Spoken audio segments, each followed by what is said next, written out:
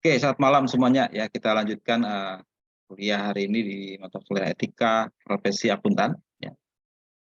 Eh, ini dijual di luar jadwal biasa, mohon maaf ya karena mengganti hari Jumat lalu ya. Kemudian nanti ada juga penggantian lebih lanjut ya.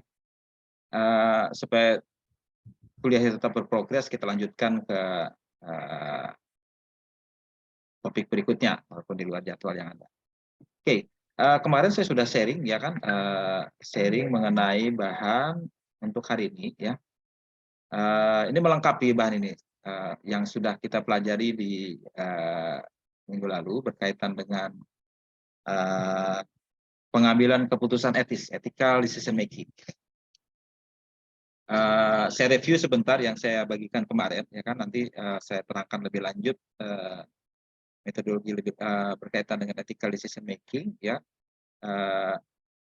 Sebelum sampai ke sana, kemudian nanti akan saya terangkan juga kemungkinan kita akan membahas diskusi lebih dalam, ya, untuk kasus-kasus yang akan kita bahas di minggu datang. Oke, sekarang saya sharing, saya terangkan sebentar ya. Di slide yang ada itu saya ada membagikan yang mengenai sekedar refreshment, ya, mengulang lagi ya, berkaitan dengan etika. Etika itu pada dasarnya adalah aturan yang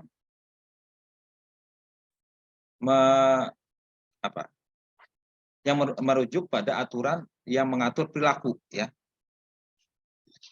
mengatur perilaku manusia, bagaimana seharusnya berperilaku, ya, etika seperti itu.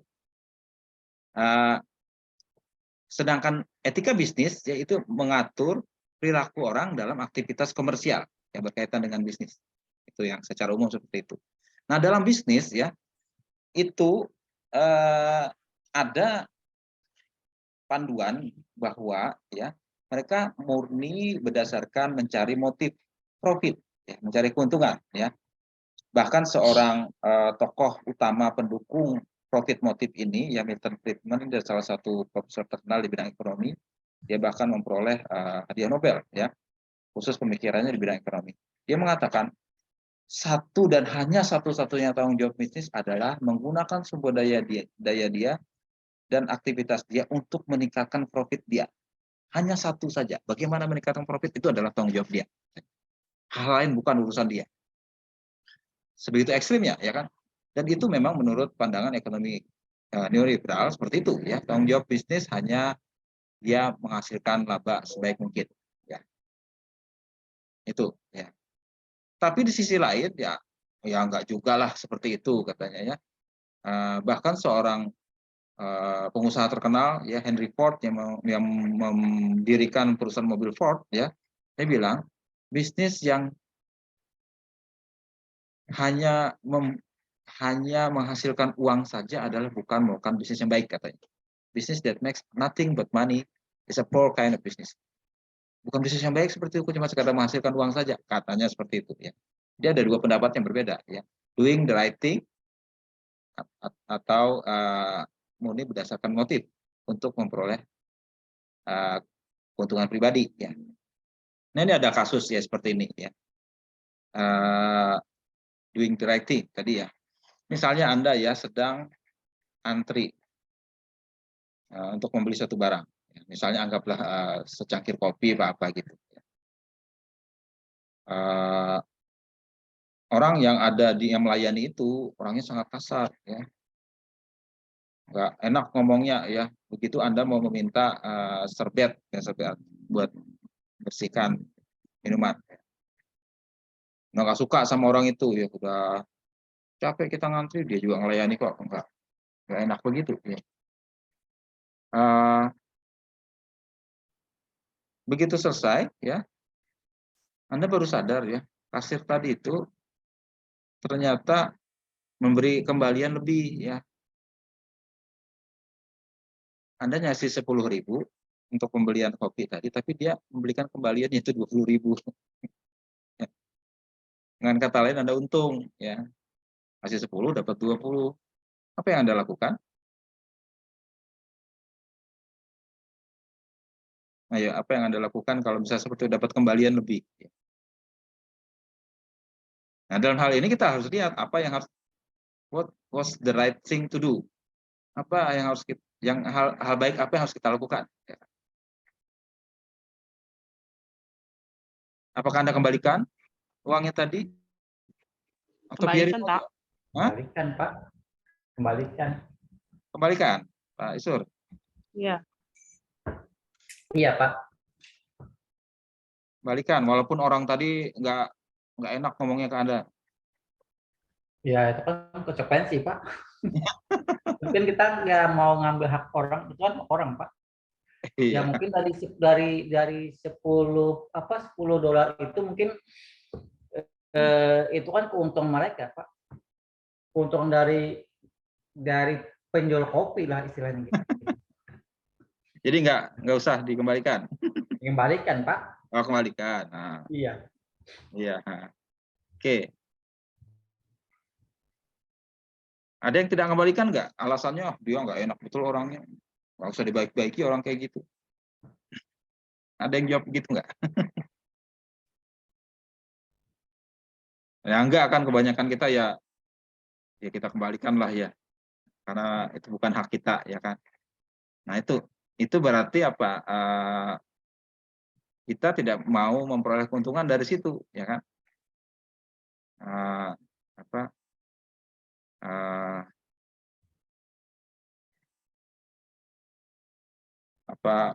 Walaupun itu kejadiannya karena keteledoran pihak lain ya kan, bukan karena kesalahan kita ya kan, keteledoran pihak lain, tapi tetap kita menganggap itu tidak perlulah kita lakukan seperti itu melibatkan apa yang dinamakan integritas ya. Integritas itu kita memilih pikiran atau tindakan berdasarkan nilai tertentu ketimbang kita memperoleh keuntungan pribadi ya kan. Kalau kita memang diajarkan ya kita bertindak, nah, bukan hak kita jangan kita ambil ya seperti itu. Kalau kasus seperti ini umumnya kita kembalikan, saya yakin ada sekali akan mengembalikan uang itu. Terlepas dia bagaimana sama kita, umumnya kita kembalikan ya kan. Itulah yang dinamakan integritas. Kita punya nilai-nilai tertentu yang kita yakini bahwa kita harus lakukan itu ya kan. Itulah namanya integritas ya kan. Kita bertindak berdasarkan nilai tertentu yang kita yakini dalam diri pribadi kita, itu integritas ya. Nah, di sisi lain tujuan bisnis itu adalah membuat atau mencari untung, ya kan, memaksimalkan imbal hasil atau meningkatkan keuntungan, ya kan. Tapi di sisi lain, ya kan, bisnis juga bertanggung jawab terhadap stakeholder, ya, ada karyawan, ada customer, ada vendor, ada masyarakat lokal, masyarakat luas, ya kan, semua itu adalah semua hal yang berhubungan sama bisnis, ya kan. Nah, apakah kita mencari motif saja, mencari keuntungan saja melupakan pihak lain? Ya harus cari seimbang gitu kan. Ini ada dua pendapat ya kan. Pertama ini menurut apa? Ada film namanya dulu Gurun Giku ini apa ya lupa saya. Film tahun 80 sudah lama sih sebenarnya. Dia punya pendapat seperti ini ya. Bertindak tamak itu bagus ya. Greed itu kan tamak ya, rakus gitu ya. Sikap tamak itu bagus, sikap tamak itu baik ya. Karena dengan tamak tersebut kita merupakan esensi evolusi, semangat evolusi kita, seperti itu. Nah, itu pendapat yang aneh ya. Nah, kita bertindak mencari untung terus-menerus itu adalah esensi dari spirit evolusi katanya. Pendapat lain oleh Karl Marx ya, tokoh komunisme yang terkenal ya. Teori komunisme itu bisa disingkat dalam satu kalimat. Hapuskan semua hak milik pribadi. Nah, ini kan ekstrim ya, dua hal yang ekstrim. Satu berpikir kapitalis, satu berpikir komunis, ya kan. Karena orang hanya mencari untung pribadi sehingga merugikan masyarakat. Hapuskanlah hak kepemilikan pribadi. Kalau pikiran orang komunis kan semacam itu. Nah, ini dua arah yang sangat ekstrim ya, kontras seperti itu. Terus gimana kalau di antara dua ekstrim ini? Cara yang ketiga ya, cari seimbang lah ya. Kita to do the right thing and the right way. Kita melakukan hal yang benar dalam hal ini mencari keuntungan profit, tapi dengan cara yang benar. Seperti itu kan dalam bisnis umumnya ya kan. Kita berusaha memaksimalkan pemegang saham sambil juga bertanggung jawab terhadap stakeholder ya. Jadi bukan hanya stakeholder yang untung, stakeholder yang dirugikan, tapi semua sama-sama untung. Ya seperti itu maksudnya ya. To maximize shareholder profit while responsible for stakeholder. Kan ada dua ini kan, shareholder pemegang saham, stakeholder adalah pemangku kepentingan selain pemegang saham. Nah, dalam bisnis berarti apa? Profesionalisasi dalam bisnis itu mengarah pada pembentukan atau pengembangan bisnis etika bisnis ya. Bisnis tidak lagi hanya sekedar dog eat dog, maksudnya teman makan teman semacam itu ya. Tapi adalah sistem yang dirancang berdasarkan kode perilaku yang profesional. Jadi bertindak kode perilaku yang profesional itu ya harus ada dalam dunia bisnis ya kan itu.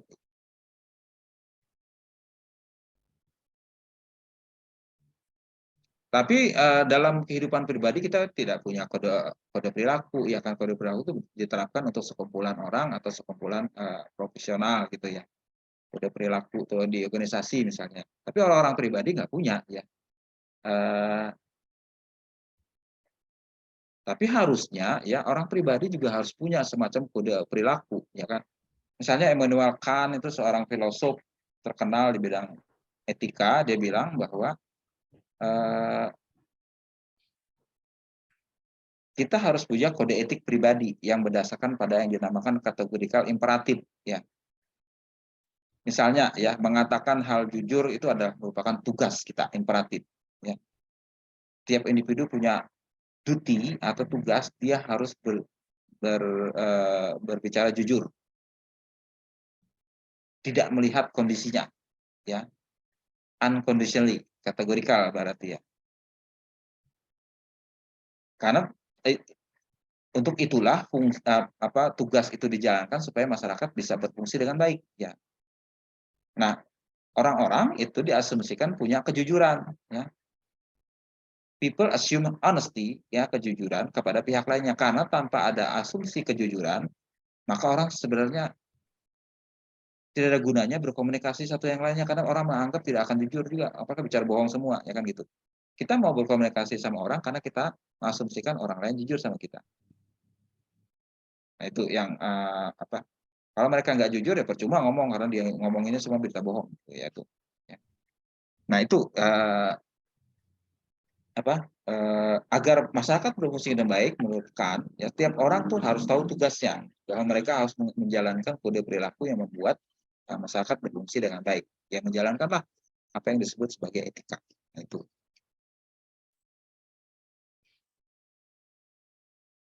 Nah, kalau kita bawa ke konteks bisnis, ya apakah asumsi kejujuran itu diterapkan dalam aktivitas bisnis? Iya, ya udah pasti ya. Harusnya seperti itu juga, walaupun kenyataan bisa tidak berbicara seperti itu. Anggaplah ya misalnya ya, Anda beli bensin ya. Bensin kan ada macam-macam kategorinya ya. Ada sekarang dulu ada premium ya itu Pertalite dan Pertamax ya. Ada lagi yang lebih atas lagi itu ya. Anggaplah Pertalite dan Pertamax saja yang sekarang dijual. Kita asumsikan penjual minyak itu jujur sama kita, karena kita nggak lihat yang dia jual itu benar Pertalite. Anda misalnya beli Pertamax ya. Kalau orang yang nggak jujur, dijualnya Pertalite yang lebih murah dengan harga yang lebih mahal, ya kan. Nah, kita mengasumsikan yang jual itu jujur sama kita, gitu kan. Itu berarti bisnis akan berjalan baik kalau kita asumsikan penjualnya tadi itu jujur sama kita, menjual sesuai dengan jenis barang yang harganya sama dengan yang kita minta. Nah, konsumen umumnya mengasumsikan kejujuran itu ada pada si penjual, ya. Nah, tapi untuk bensin biasanya ya mudah seperti itu. Tapi yang lebih agak sulit misalnya ya bisnis mobil bekas, ya kan.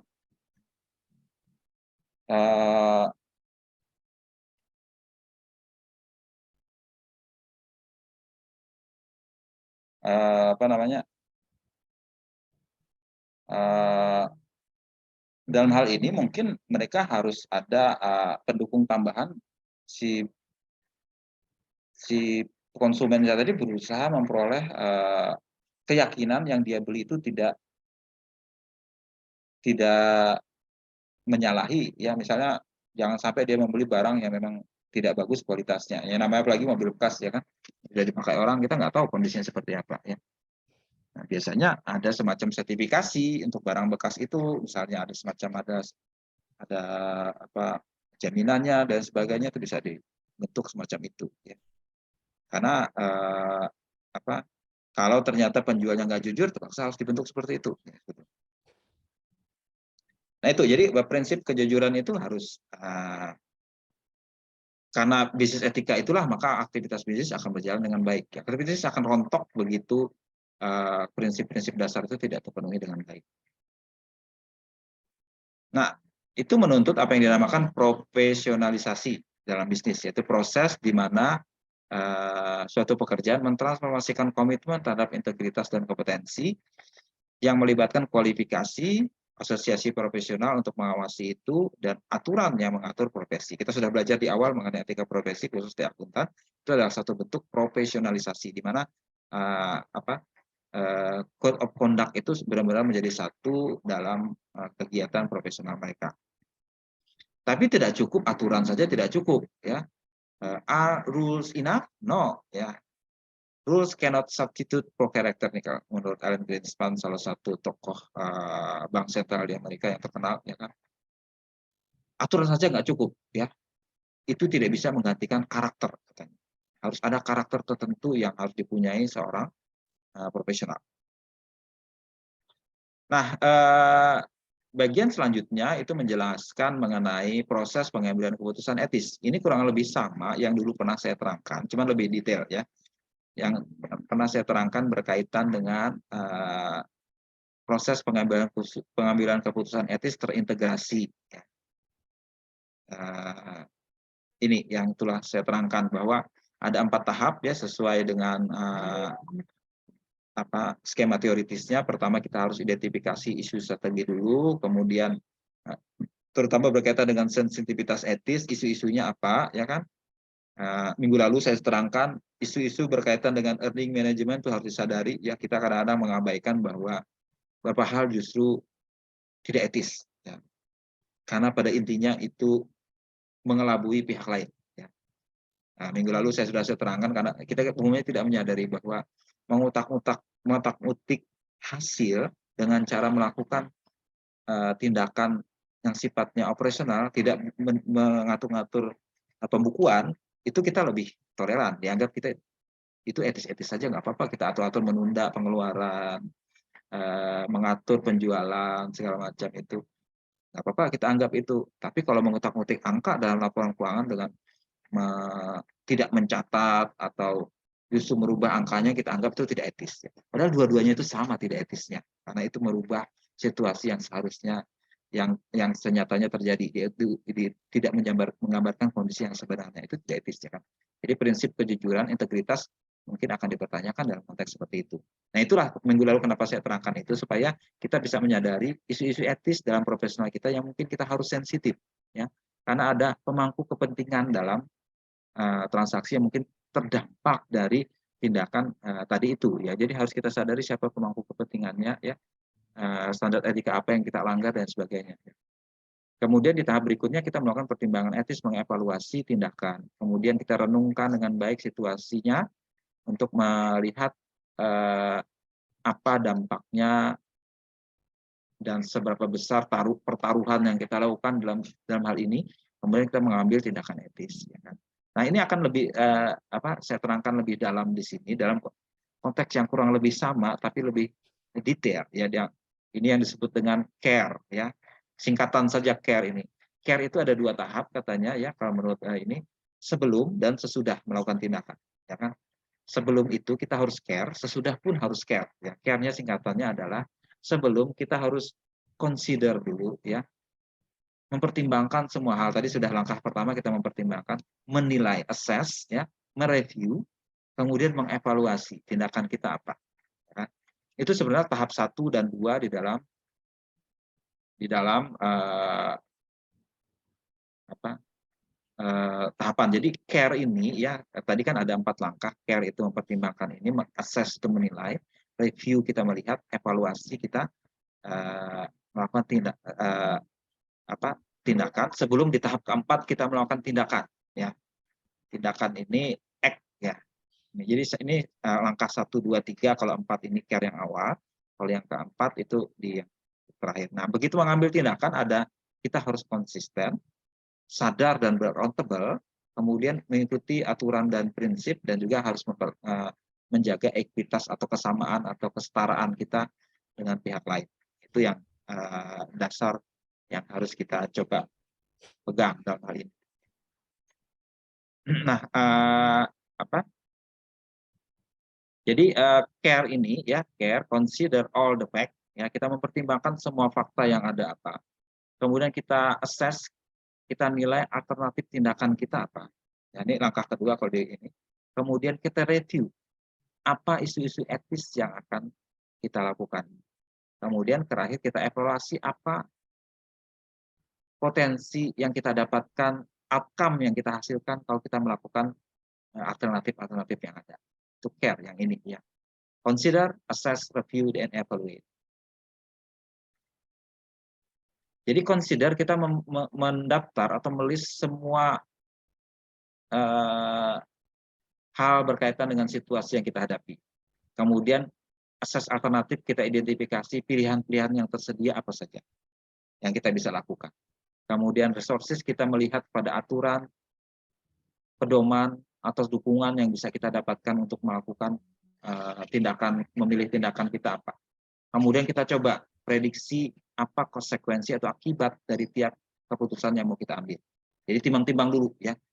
Jadi dalam hal ini, ya, dalam melakukan proses pengambilan keputusan etis, kita memerlukan pertimbangan yang sifatnya rasional, ya.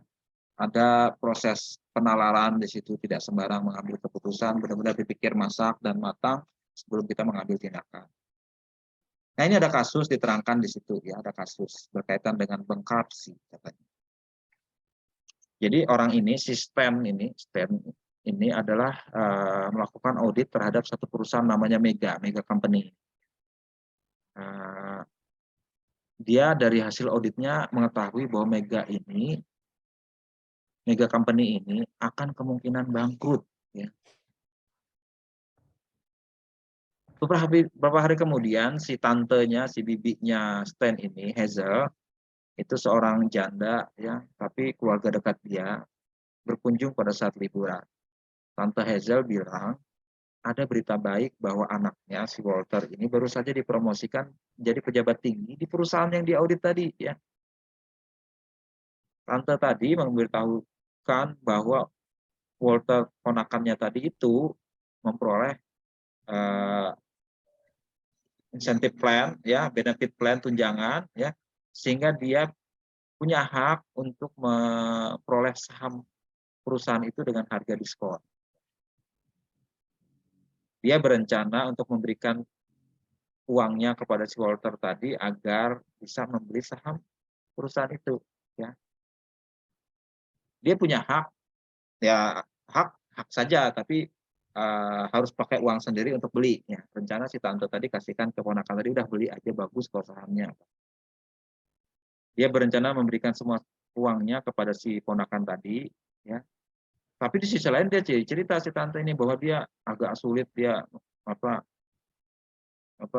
pengeluaran dia cukup banyak karena suaminya sudah meninggal 2 tahun yang lalu, dan berharap bahwa investasinya ini akan menjadi jawaban supaya dia bisa mengongkosi kehidupan dia sehari-hari tadi, ya. Hasil dari investasi untuk membeli saham tadi itu, harapan dia bisa untuk menutup biaya hidup dia sehari-hari.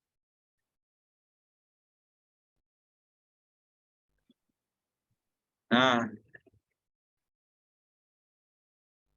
akhirnya dia berbisik, menurut pendapat kamu seperti apa, Stan? Apakah ini pendapat yang bagus atau tidak?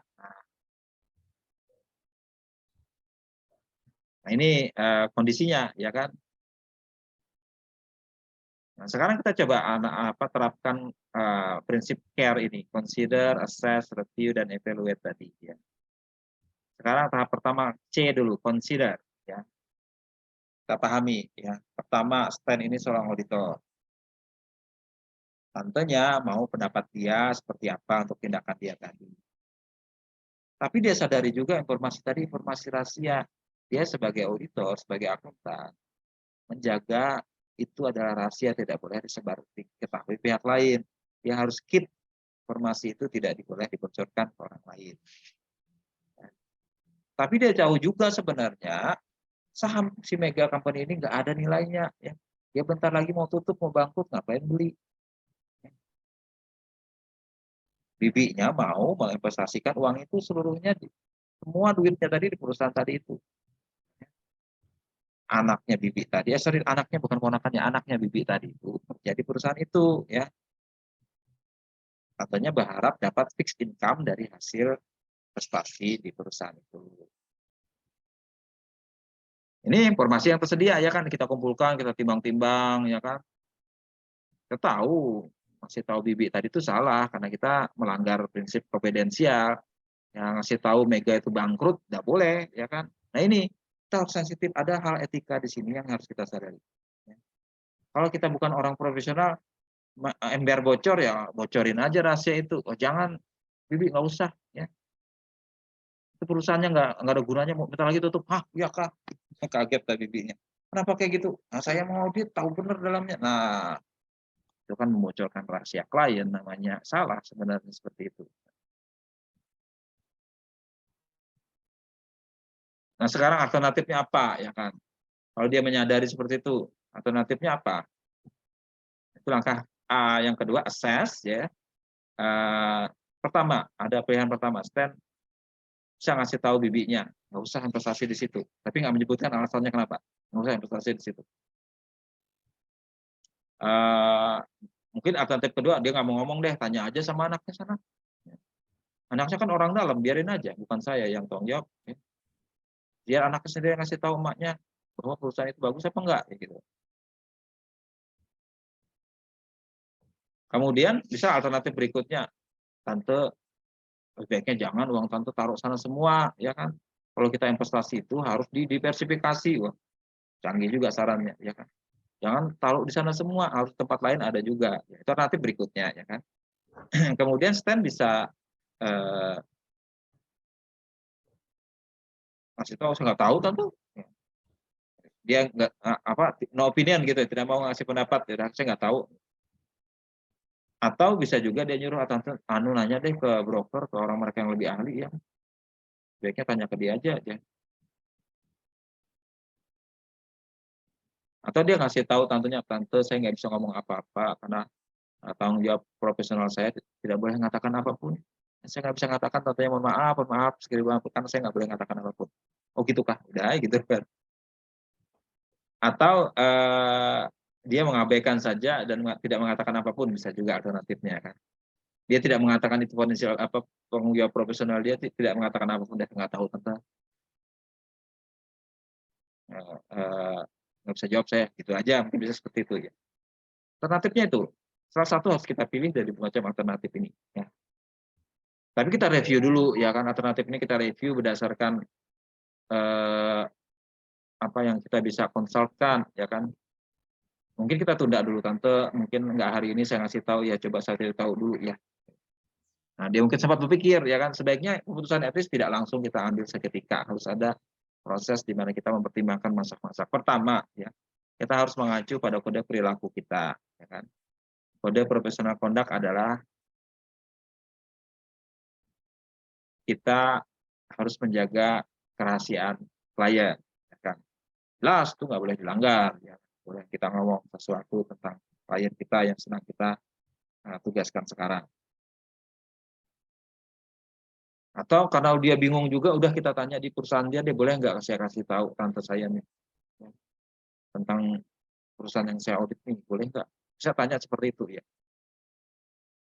Atau dia bisa mengecek ke aturan yang berlaku ya, apakah boleh semacam itu ya, melanggar hukum, melanggar aturan boleh nggak ya. Cek dulu ya kan, dalam kondisi apa dia diperbolehkan. Atau dia bisa tanya teman-temannya, koleganya, ya trusted kolega yang bisa dia percayai tentang situasi ini. Ya. Atau bisa tanya orang lain yang sifatnya personal di luar teman-teman atau kolega, bisa tanya keluarga yang lain atau teman atau mentor atau siapa spiritual advisor dan lain semuanya bisa ya seperti itu. Pada intinya kita mau cari bantuan dalam kita mengambil tindakan kita yang dipilih apa. Tapi jelas ya di sini Stan harus melihat karena dia seorang akuntan, seorang auditor, dia harus pertama menomorsatukan kode etik perilakunya. Harus menjaga kerahasiaannya. Terus dievaluasi sekarang. Karena evaluasi ini kita melihat apa konsekuensinya kalau kita mengambil satu atau dua tindakan. Ya. Kalau dia melanggar aturan, ya dalam hal ini membocorkan rahasia tadi, jelas dia bisa kehilangan pekerjaan ya, karena melanggar aturan. Bisa juga reputasi perusahaannya jadi rusak, terganggu karena ada karyawan yang membocorkan rahasia. Tapi di pihak lain kalau dia diam saja, tantenya akan habis uangnya ya. Akibatnya kalau dia diam saja ya.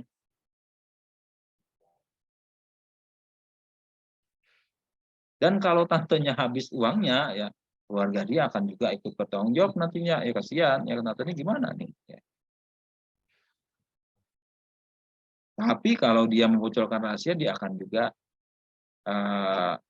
mungkin kena hukuman pidana ya, menyebabkan melanggar hukum dan sebagainya. Timbang-timbang sama dia gimana ya anaknya ya. Itu habis itu kita putuskan, kita timbang-timbang ya kan. Setelah mempertimbangkan semua fakta, menilai alternatif, mereview resources dan mengevaluasi hasilnya, buatlah keputusan. Dan harus diuji sebelum bertindak. Ya.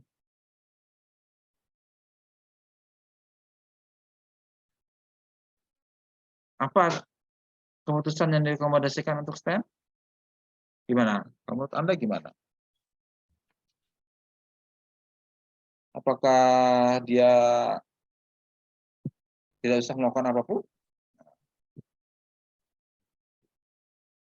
Anggaplah di sini ya keputusan STEM saya tidak akan mengatakan apapun, tapi saya diam saja ya.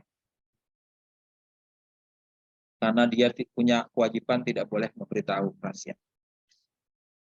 Jadi Stan memutuskan dia tetap diam, tidak ngasih tahu tantenya apapun tentang informasi yang dia minta berkaitan dengan rencana investasinya. Tapi ini harus kita tantang, ya kan? Sebelum dia bertindak, kita harus coba tinjau lagi. Ya. Apakah dia tepat dan sanggup menjalani keputusan itu? Ya. Ini care berikutnya setelah dia mengambil keputusan. Nah, care berikutnya ini adalah konsistensi, C-nya, A-nya awareness dan accountable, kemudian R-nya rule and principle, kemudian E-nya equity. Ya. Konsistensi, apakah dia akan konsisten mengambil keputusan yang sama pada situasi yang sama yang akan muncul di masa depan? Ya. Apakah dia akan juga memutuskan hal yang sama kalau dia menghadapi hal yang sama? Kalau dia nggak konsisten berarti dia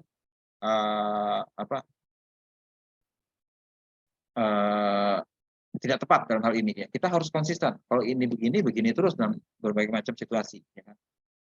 Kemudian coba kita tanya, awareness dan compatible-nya apa?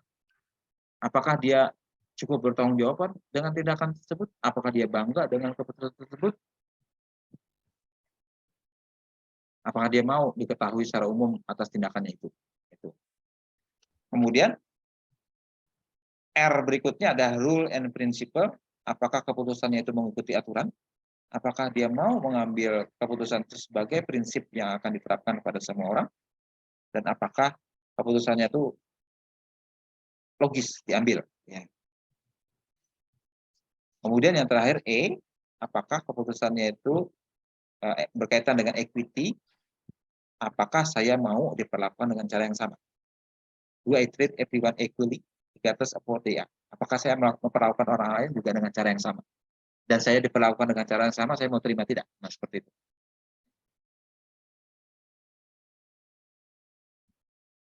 Apakah dengan partnernya begitu? Apakah dengan orang lain juga begitu? Itu yang coba ditantang di sini. Nah, ini untuk keputusan Stan untuk tidak mengatakan apapun, ya, kita coba tantang. Pertama, konsistensi. Akankah Stan akan mengambil keputusan yang sama pada situasi yang sama di masa depan?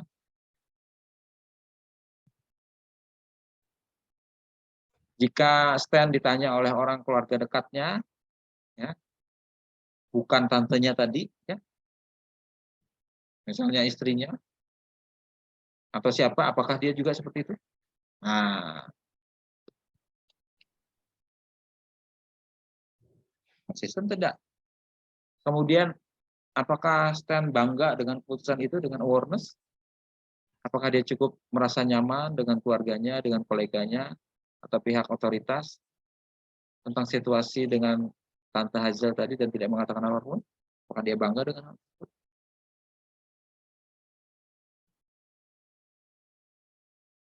Kemudian aturan, apakah mengikuti aturan? Apakah keputusan Stanley akan sama jika dia tidak terlibat? Ya, misal orang lain yang melakukan itu, dia kasih pendapat, dia akan berbeda atau tidak? Dan terakhir equity, apakah Stan akan mau diperlakukan dengan cara yang sama? Ya. Apakah dia akan puas jika orang lain tidak memberikan dia informasi yang cukup yang bisa mencegah dia melakukan kerugian karena investasi itu? Nah, kalau ditantang seperti itu, apakah dia berubah keputusannya? Apakah dia tetap mengambil keputusan sama? Nah, itu harus kita lihat, ya kan? Jadi keputusan yang diambil setelah melakukan care pertama harus di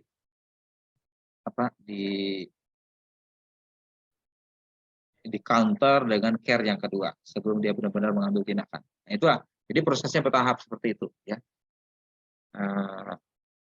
Dalam kasus seperti ini ya ada ya ada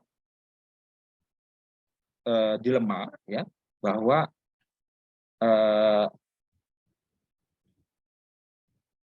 ada prinsip dasar yang harus kita patuhi. Di satu sisi ada keuntungan pribadi atau keuntungan tertentu yang kita juga pertimbangkan.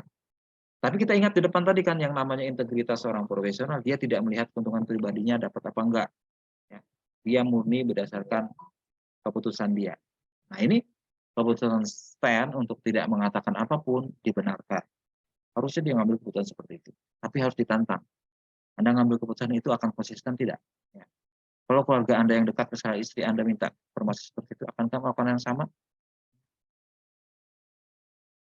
Enggak. Nah, itu kan berarti dia nggak konsisten. Harusnya dalam situasi apapun dia harus konsisten karena prinsipnya sama.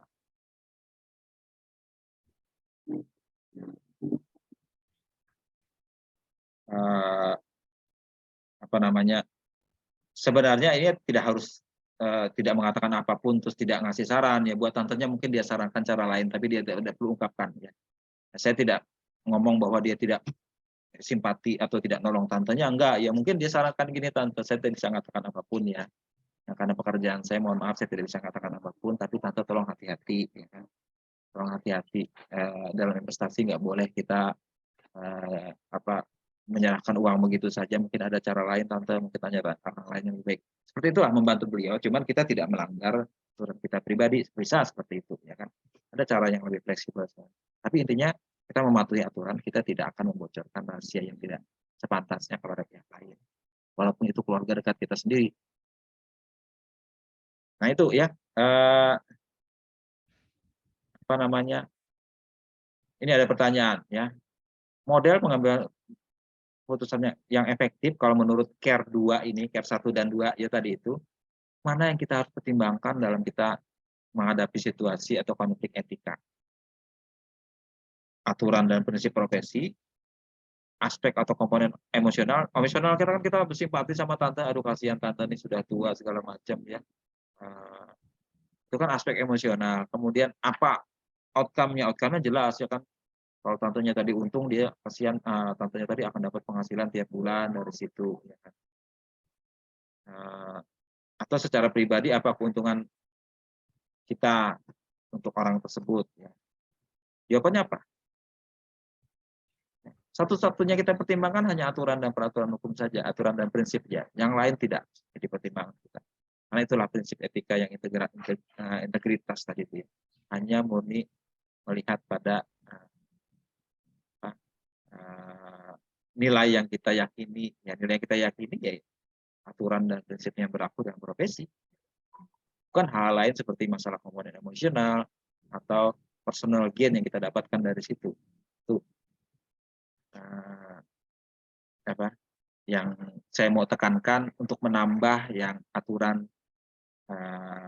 kemarin itu. Nah itu ya prinsip dasar. Kemudian saya coba sharing ya. Ada studi kasus yang tadi baru saya sharingkan, ya kan? Ethical dilemma yang tadi yang saya baru sharing ke Anda sekalian di grup, ya, itu adalah serangkaian situasi atau dilema etis yang dihadapi oleh akuntan. Itu saya sharing, ya, itu minggu depan akan kita coba bahas, ya. Itu minggu depan akan kita coba bahas satu-satu dengan memakai teknik yang care tadi, ya. Teknik yang care tadi.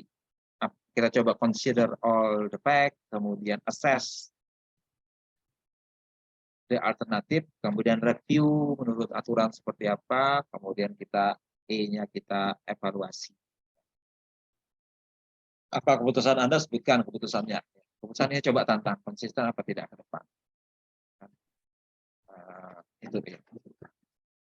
Ini ada 19 kasus ya. Kebetulan kita nggak sampai 19 orang, jadi masing-masing dapat jatah 1 orang nanti. Nanti saya assign siapa saja yang dapat mengerjakan apa, ya kan, untuk tugas ini, ya kan. Satu kasus singkat saja, tapi Anda coba menganalisis berdasarkan teknik yang saya uraikan tadi, care tadi, ya. Apa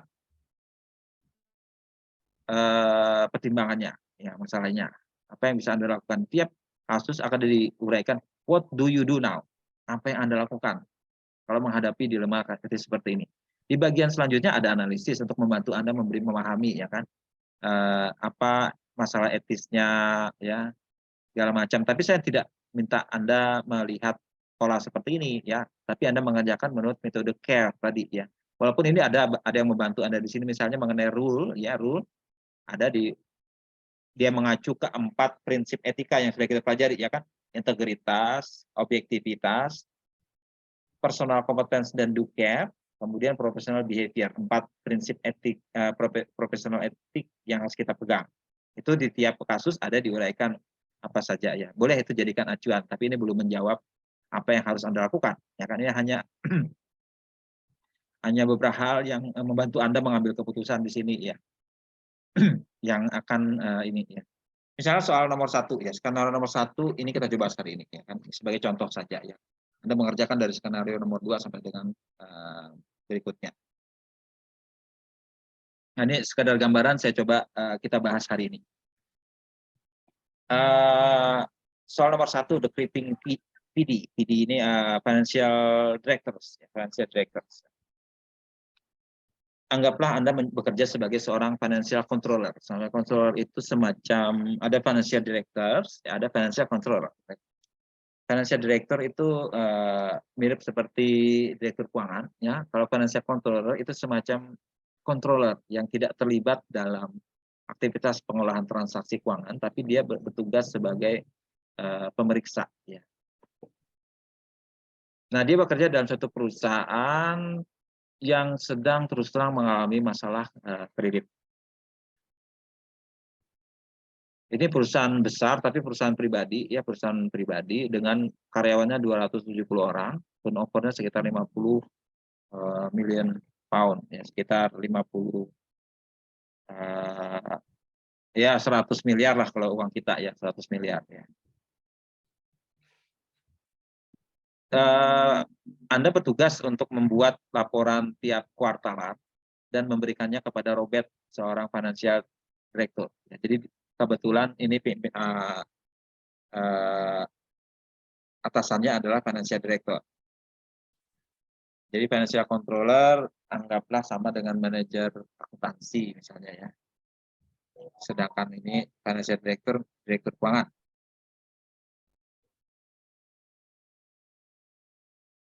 Jadi tiap kuartalan Anda akan menyampaikan laporan ke beliau, beliau yang akan kasih komen atau kasih apa gitu ya. Berapa bulan sebelumnya Anda mencatat bahwa posisi neraca itu di bawah dari persyaratan yang diminta dengan perjanjian dengan bank. Misalnya bank mempersyaratkan bahwa harus ada current ratio tidak boleh lebih dari berapa, tidak boleh kurang dari berapa.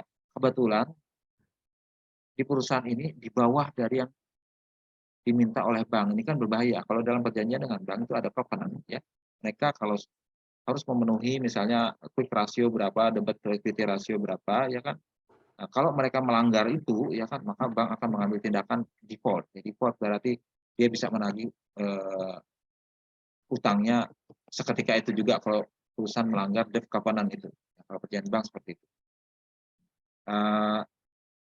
Dan itu menjadi semacam tekanan ya kan kita kemarin belajar ya kan tekanan opportunity ini anggaplah sebagai fraud ya sebagai determinannya fraud ya tekanan opportunity dan rasionalisasi. Dalam kasus ini ada tekanan bahwa dia harus mencapai target sehingga tidak melanggar perjanjian dengan bank.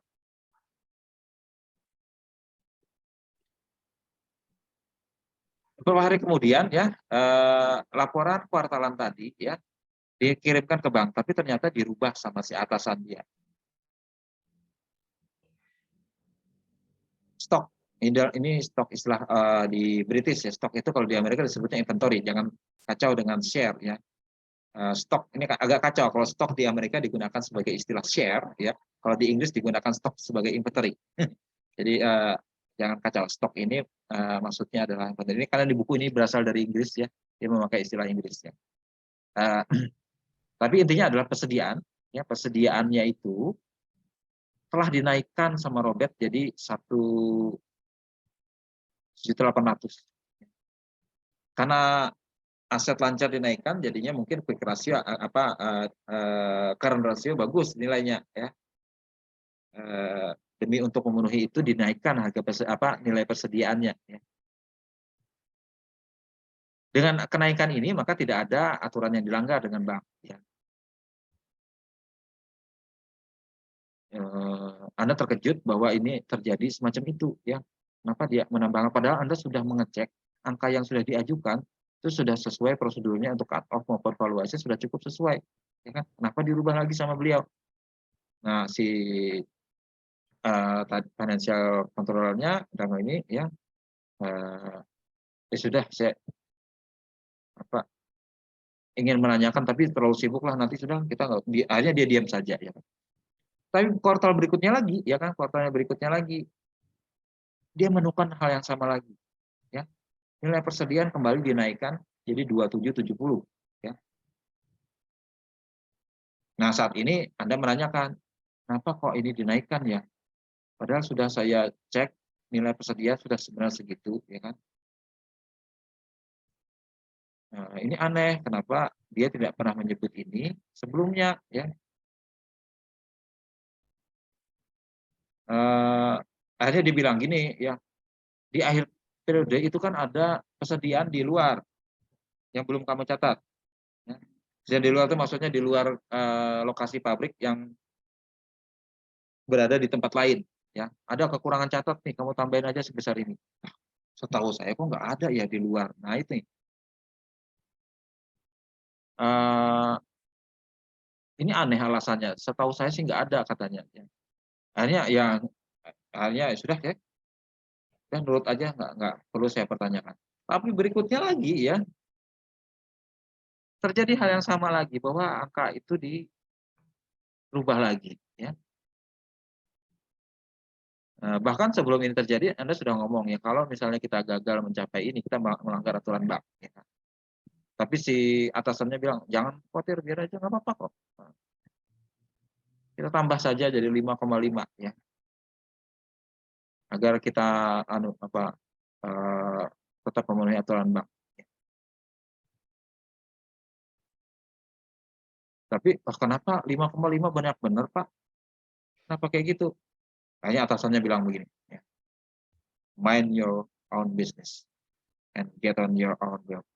Tadi bilang, nggak usah kamu urusin, bukan urusan kamu. Kamu kerjakan saja kerjaan.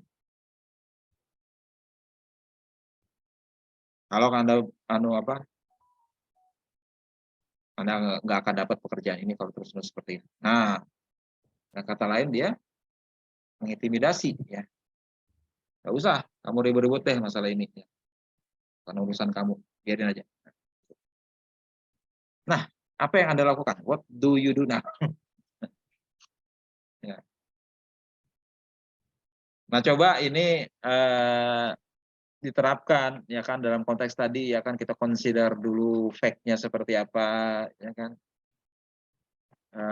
Di sini sih dikasih bantu ya kalau Anda membantu menjawabnya siapa. Pertama ya, apa isu etis untuk keputusan ini?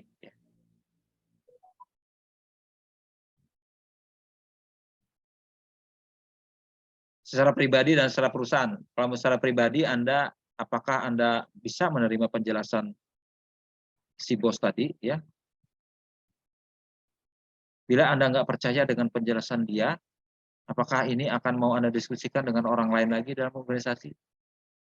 Apakah perusahaan punya kebijakan untuk hal seperti itu? Apakah direktur yang lain juga akan bisa kita dekati untuk membicarakan masalah ini? Nah, itu. Kemudian untuk perusahaan, apakah perusahaan cukup punya lingkungan yang cukup suportif untuk diskusi tentang hal seperti ini? Apakah si direktur tadi murni bertindak menurut dia sendiri atau ada tekanan dia untuk melakukan itu? Nah, ini yang coba dilihat-lihat, ditimbang-timbang ya. Nah, kalau kita menggunakan prinsip care tadi, consider ya, kita himpun semua fakta yang ada, ya kan? Alternatifnya apa? Ya. Kemudian resources-nya kita sebutkan di mana. Ini kebetulan ada ya kan, pihak yang dipengaruhi siapa saja di sini disebutkan ya.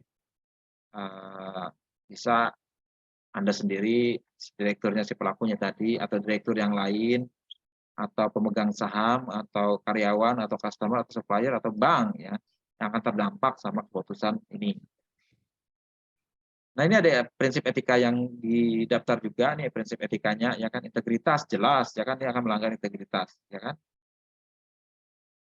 Apakah Anda dapat mempertahankan integritas kalau hanya mengabaikan isu ini? Anggaplah Anda cuek saja dengan masalah ini, apakah Anda punya integritas ya kan? Apa yang terjadi bila auditor eksternal menanyakan Anda tentang kenapa dilakukan penyesuaian atau persediaan tadi? Akankah Anda mengatakan sesuatu kepada mereka? Kemudian objektivitas, apakah kita mampu objektif menilai personel senior tadi itu jika mereka melakukan sesuatu yang tidak kita anggap benar. Kalau yang dua hal ini ditulis assume, itu dianggap tidak merupakan aspek utama ya, tidak merupakan aspek utama. Jadi ada 3 hal di sini ya, dan juga behavior-nya ya, perilaku profesionalnya, dia harus menunjukkan keberanian untuk mempertanyakan hal-hal yang mendasar. Itu kemudian ada hal lain di sini ya. Nah, coba kita bahas ya, kita coba lihat ya, kalau menurut menurut care tadi itu ya, menurut care tadi. Mana tadi barangnya?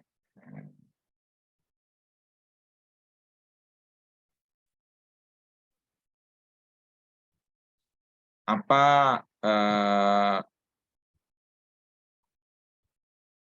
fakta yang ada seperti apa ya? Consider all the fact, assess alternative action ya, apa tindakan yang bisa kita lakukan ya.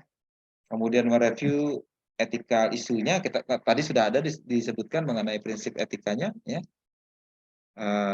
Kemudian evaluasi tiap ini seperti apa. Timbang-timbang ya kan. Coba di daftar alternatifnya apa. Apakah kita alternatif pertama sudah ketahuan, kita diam saja. Say nothing, do nothing. Ya, tidak melakukan tindakan apapun. Dan ikuti aja apa kata bos. Alternatif pertama ya, sudah kelihatan. Terus kemudian ada kita coba pikirkan. Ya, apakah kita mau melaporkan kepada pihak lain? Apakah kita ke pihak lain siapa? Nah, itu juga harus dipikirkan. Ya kan?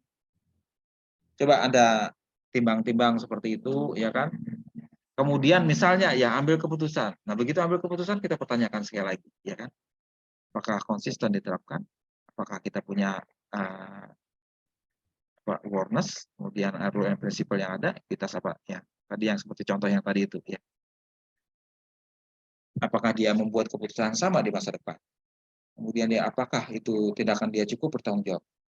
Ya. Kalau dia misalnya mengambil tindakan tidak melakukan tindakan apapun, dibiarkan saja, itu bertanggung jawab nggak? Ya enggak, ya kan? Apakah dia cukup bangga dengan tindakan itu? Misalnya kemudian hari ternyata tindakan itu ketahuan.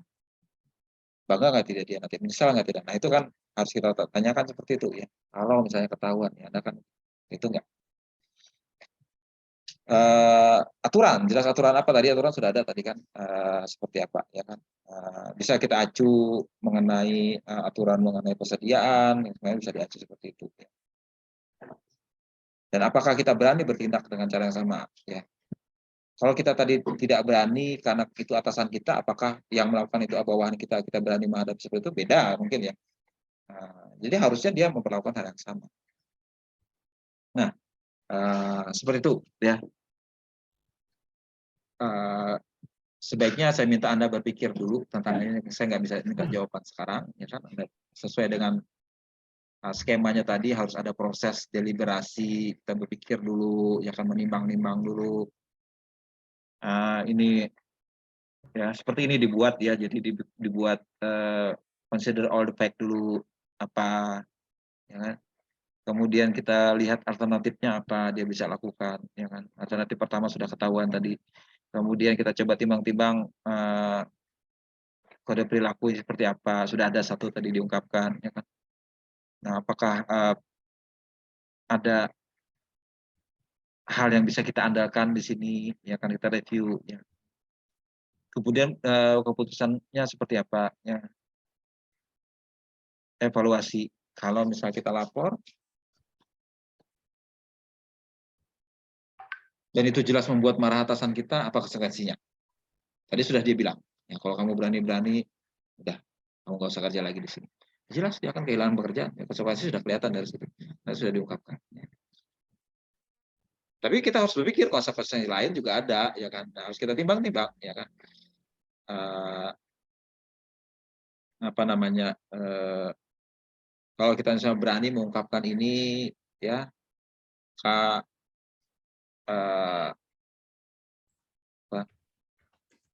reputasi perusahaan akan terganggu dan sebagainya, ya kan? Tapi pemegang saham akan tidak dirugikan, ya. Atau justru ketahuan sama pihak lain akan juga berakibat seperti itu. Kita tinjaulah satu-satu ya kemungkinan apa, ya. Tapi kita harus ingat, ya kan? Prinsip utama kita adalah kita jangan melihat keuntungan pribadi kita dari tiap ini. Ya. Kita melihat pada prinsip mendasar kita, integritas tadi itu kan, itu acuan utamanya. Itulah yang hal yang tepatnya harus kita acu. Ya. Kira-kira seperti itu dulu saya terangkan, ya. Setelah Anda coba dalami, ya kan, nanti saya bagi siapa mengerjakan apa, ya.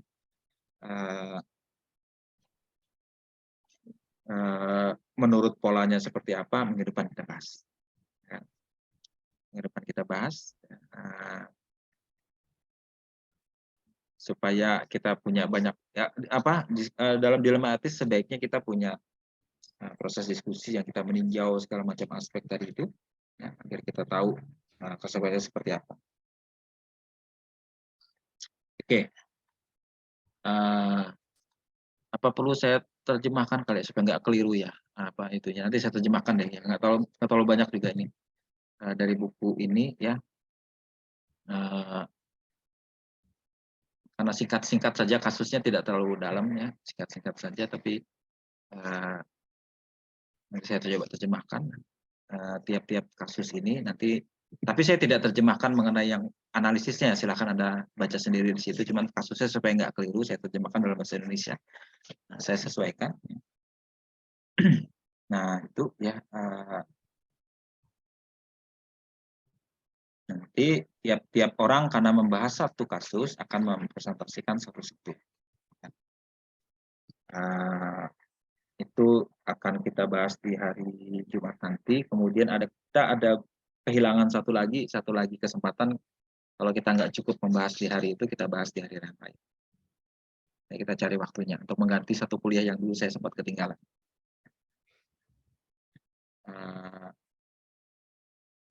Itu kira-kira ya. Ini kasusnya ada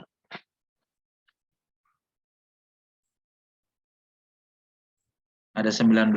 Ini saya pilih-pilih dulu kasusnya yang ini ada dua kasus ya. Ada kasus yang menyangkut di bisnis ya, yang berlaku untuk akuntan yang bekerja di perusahaan. Ada juga yang member in practice, itu yang bekerja sebagai akuntan publik ya. Nanti akan seimbang, ada yang kita bahas di practice, ada yang kita bahas di bisnis ya. Praktisnya nggak banyak di sini ya. Kalau praktis cuma 1, 2, 3, 4, 5 ya. Ada 5 kasus, selebihnya kasus di bisnis yang di perusahaan. Nah, saya ambil beberapa yang dari praktis, ada yang dari bisnis. Itu nanti kita diskusikan sama-sama. Oke, itu dulu ya penjelasan saya untuk bahan hari ini ya. Ada pertanyaan? Kita diskusikan ya di pertemuan selanjutnya ya. Ada nanti saya minta sebagai presenter penyajinya, ada satu orang sebagai pembahas ya. Semacam peer komen ya. Ada pihak sejawat yang memberikan komen ya. Itu dalam etika, pembelajaran etika harus ada semacam itu ya. Ada pihak lain yang coba beri pendapat. Jadi nanti ada satu sebagai ininya, ada orang lain sebagai komentator pendapat lainnya seperti itu. Jadi yang komentator juga harus baca kasus yang satu itu tadi ya. Dia coba kerjakan juga, tapi untuk meng-counter pendapat temannya yang mengerjakan sebagai presenter. Karena kita kelasnya kecil, lumayan efektif, nanti kita membahas satu-satu kasusnya itu. Oke, kalau tidak ada pertanyaan, kita cukupkan. Ya sudah setengah 11, lumayan larut ya. Adakah sebelum kita akhiri? Oke, tidak ada ya. Tolong dikerjakan nanti ya. Nanti saya coba bantu kasih bahan sekaligus pembagiannya. Oke, demikian untuk hari ini ya. Sampai ketemu di